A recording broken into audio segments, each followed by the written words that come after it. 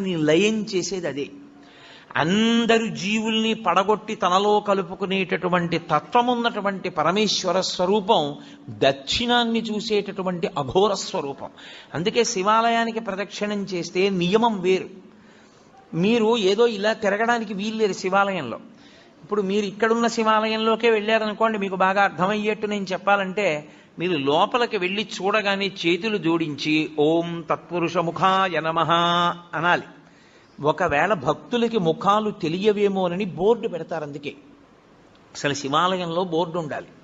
లేకపోతే మీకు ముఖాల పేర్లు ఎలా గుర్తుంటాయి? గుర్తుండవు. గుర్తుండాలి. ఉండని వాడికి సౌలభ్యం కోసం బోర్డు పెడతారు. బోర్డు పెడితే ఓం తత్పురుష ముఖాయ నమః అని నమస్కారం చేసి మెల్లగా దక్షిణానికి వెళ్ళాలి.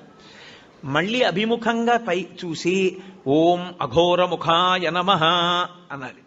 ఎవడు అలా